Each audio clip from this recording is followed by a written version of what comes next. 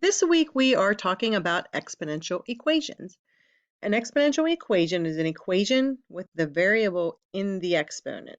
So for example, if I have 2 to the x equals 2 to the fourth. That's an exponential equation because the variable that you're trying to solve for is an exponent. So the main rule for this is if the bases are the same, the exponents are equal. So just looking at what I have written here, I feel like that should make sense because 2 to the x equals 2 to the fourth. If I want both sides to look identical, then I know x has to be 4. Okay, if I had 3 to the 7 equals 3 to the x. Same thing. My bases are the same as each other.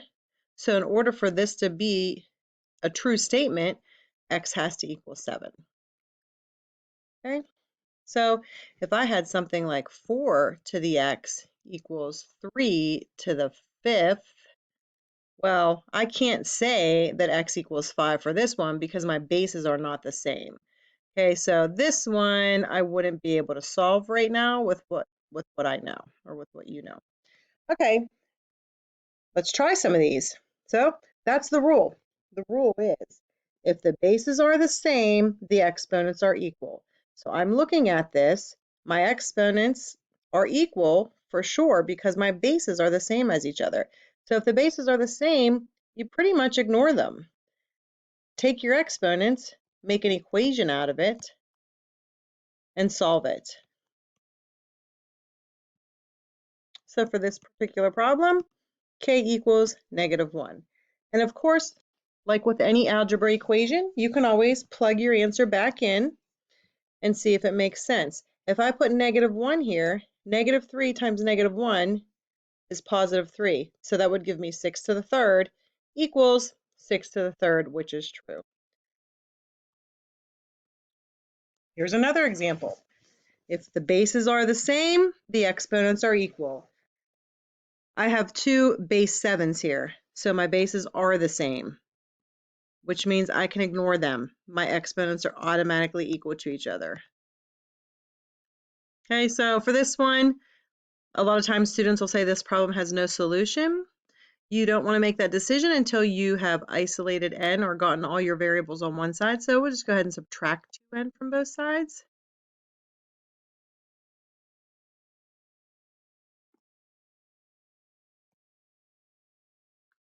This will give me 0.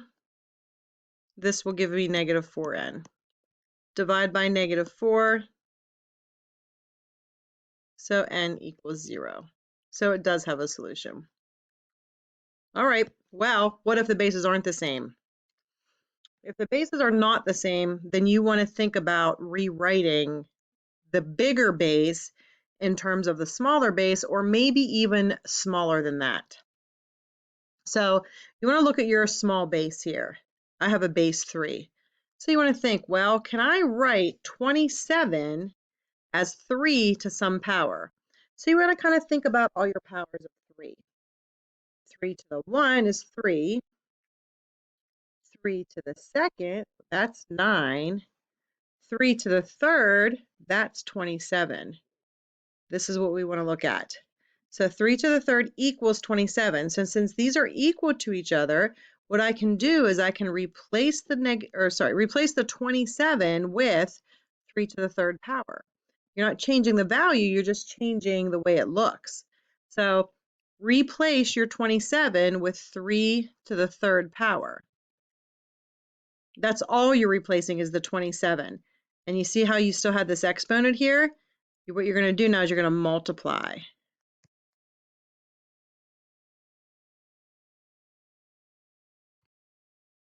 So this still says 27, because 3 to the third is 27, to the 3r minus 1.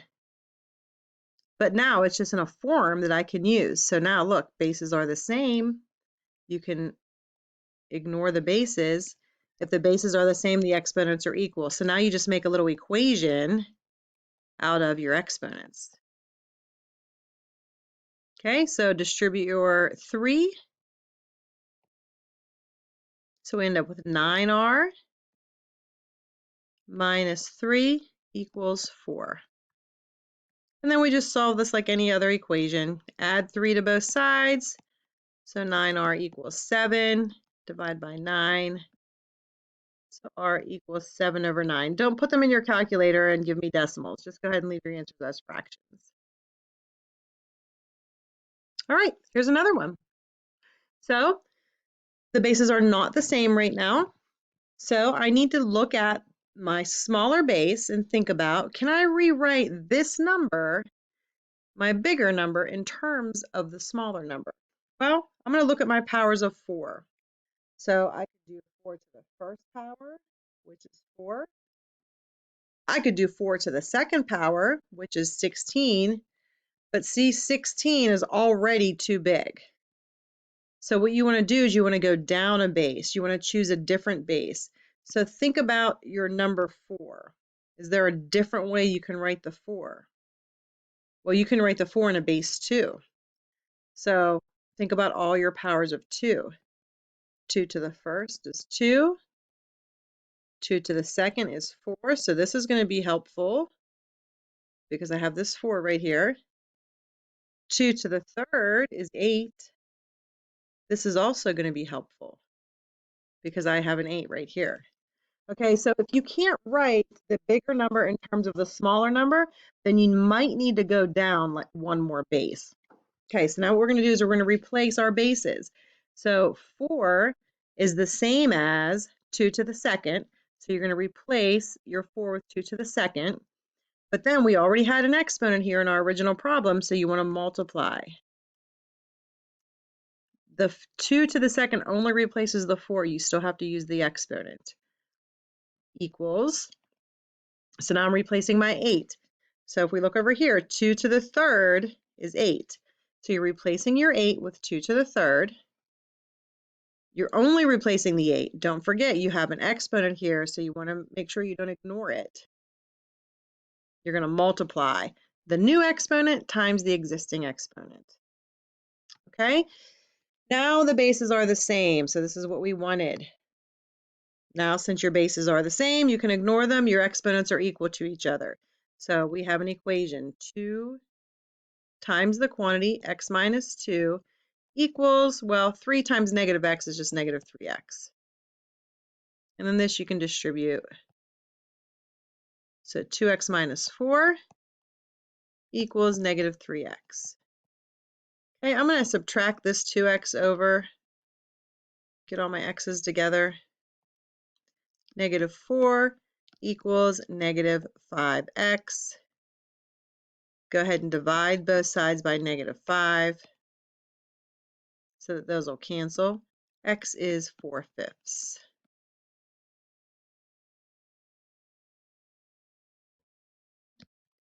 And then last equation here,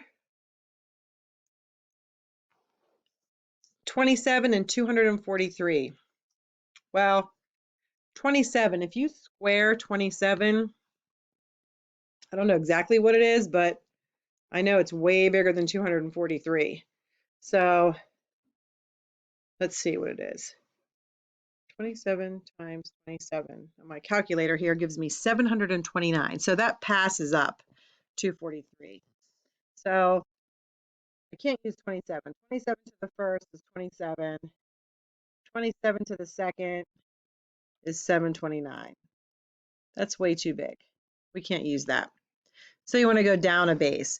You want to think about what we can rewrite a 27 as. So I can use the power of 3. So I have 3 to the first is 3. 3 to the second is 9. 3 to the third is 27. So this is good.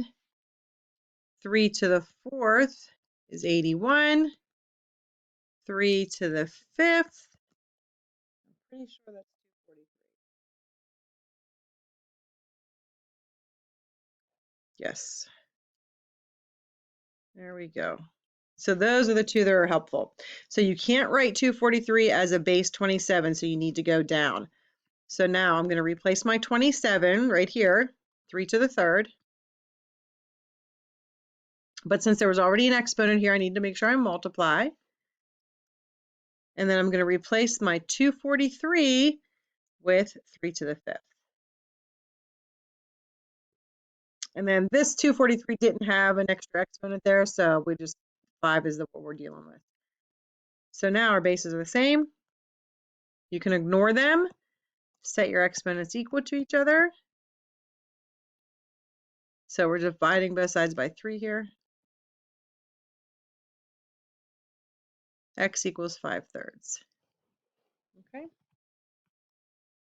All right, guys, let me know if you have any questions, please.